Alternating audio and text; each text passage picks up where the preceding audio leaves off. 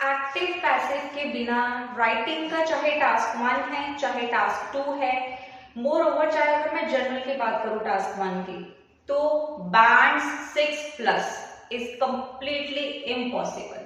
Yes, so students, this is Tarun Aryan from Global Dial. So अगर आप लोग राइटिंग में अपने टास्क 2 का, लेट्स टेक टास्क 2 फर्स्ट, कि अगर आप इंट्रोडक्शन में अपना स्टार्टअप, इंट्रोडक्शन की जो स्टार्टिंग लाइन है पैसिव से स्टार्ट करते हो, तो ये आपके एग्जामिनर पे बहुत पॉजिटिव इंपैक्ट जाता है. Your examiner will automatically come to know that particular student is having the good hold on language. Yes, so हम लिखते हैं it is concurred by, it is believed by, right, like this. So coherence, cohesion बहुत अच्छा है, task response अच्छा है, still you are getting 6.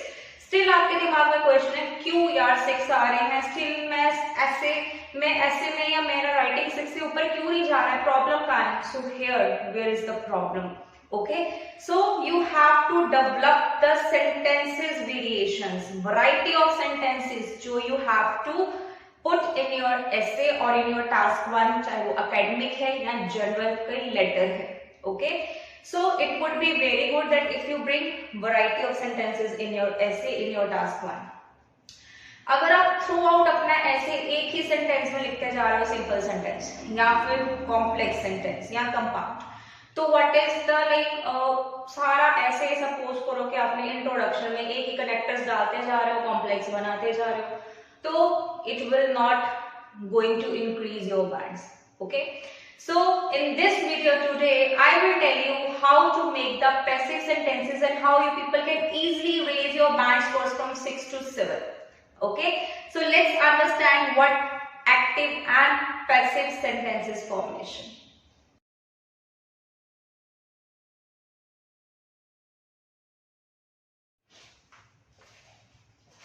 Okay, so let's understand active first to understand the passive. Okay, so active voice को passive को understood करने के लिए पहले हमें active voice को understood करना पड़ेगा.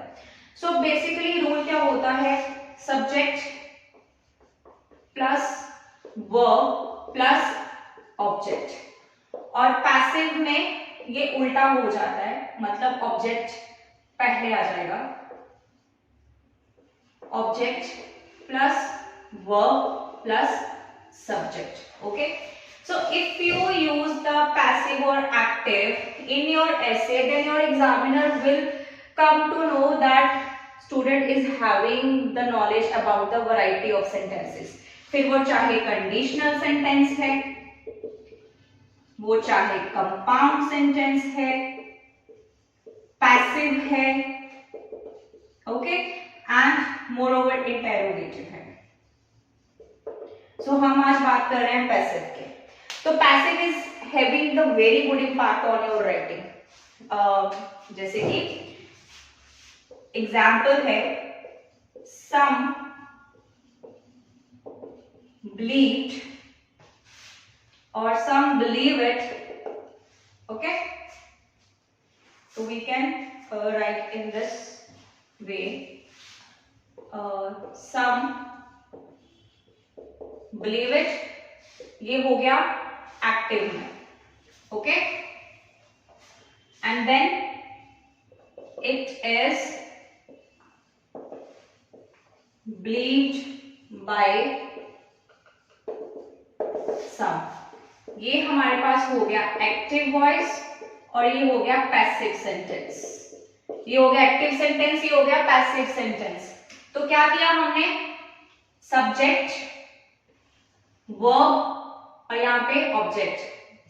ठीक है, अब क्या हुआ, हमने ऑब्जेक्ट को घुमा दिया, इट इज बिलीव्ड, ये अपनी जगह पे रहेगा, bye some.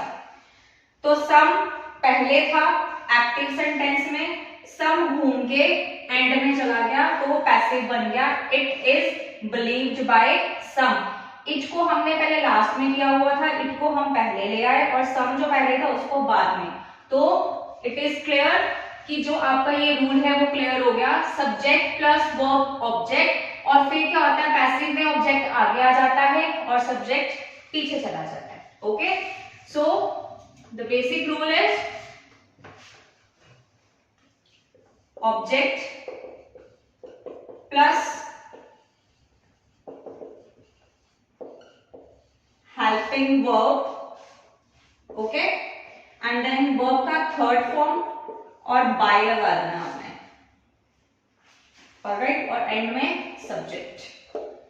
This is the major rule, right. हमने ऐसे किया था ना, सम it is believed by some, it is believed by some people. Okay, so let's do more examples so that आपको और अच्छे से ये क्लियर हो जाए. So इसके बाद अगर मैं टास्क 2 की बात करूं, टास्क 2 में आप लोग पैसिव कैसे यूज कर सकते हो? तो टास्क 2 में हमें क्या करना होता है, इंट्रोडक्शन में पैराफ्रेजिंग करनी होती है, right. So you can write it is reckoned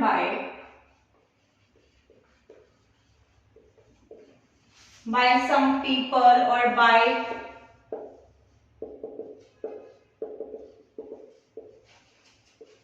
few individuals, okay, that ये हमारी क्या हो गई, ये हमारी हो गई passive paraphrasing.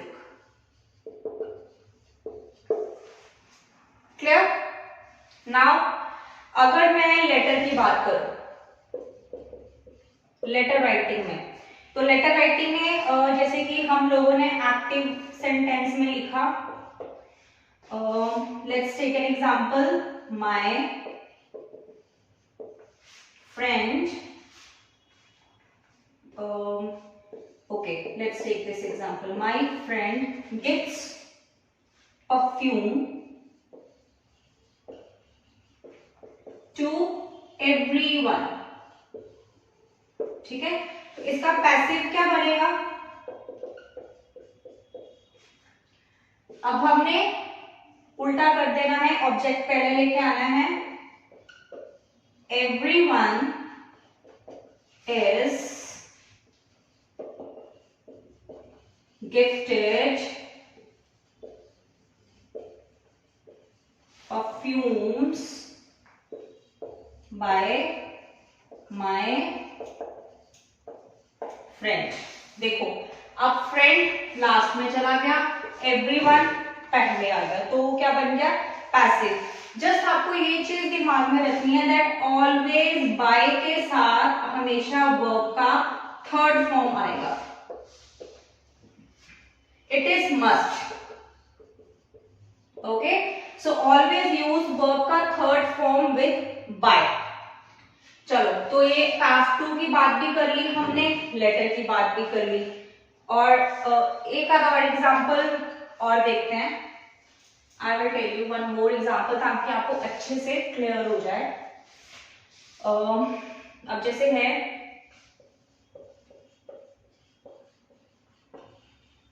the government has not provided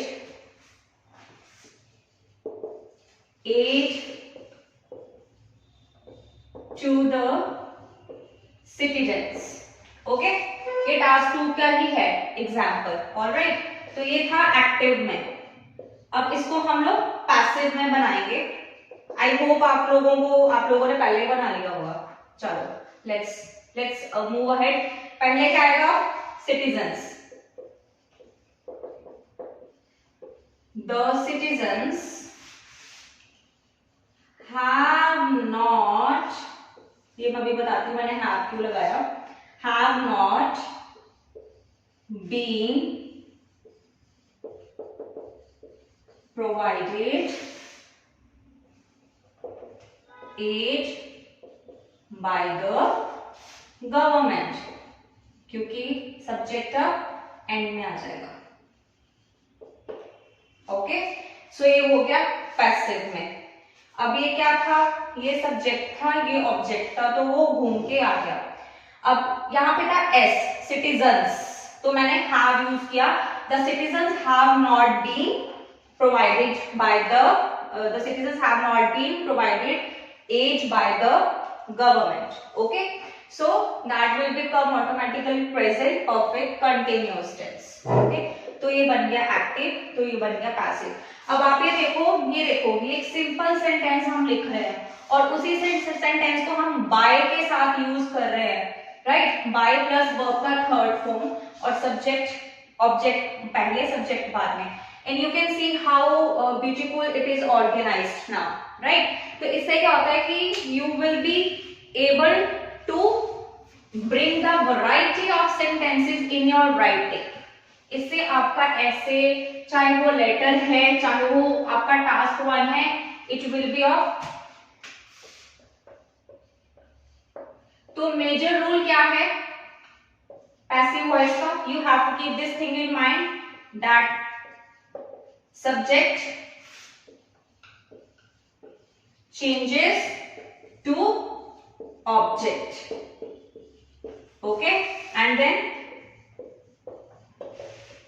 object changes to subject. So this is the major rule how to write active passive sentences in your writing to raise your band scores. I hope आप लोग ये sentences की formation और variety लेके आओगे अब अपने writing task में, because vocabulary के साथ साथ sentences formation is also necessary.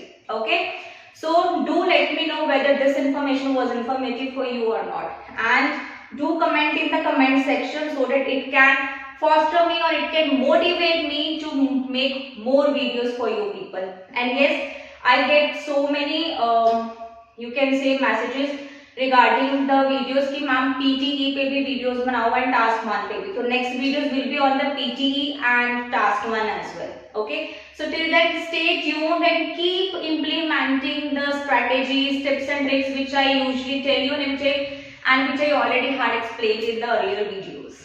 Okay, and hit the score. Thank you.